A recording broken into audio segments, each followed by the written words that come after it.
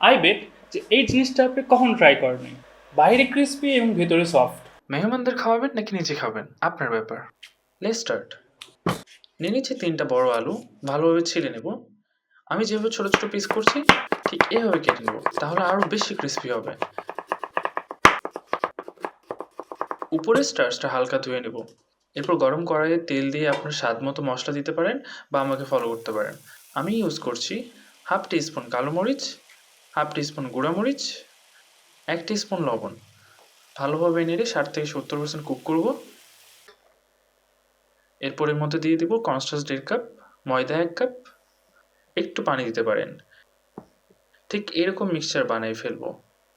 এইবার প্লাস্টিক ব্যাগে নিয়ে হালকা মোটা করে শীট বানিয়ে নেব।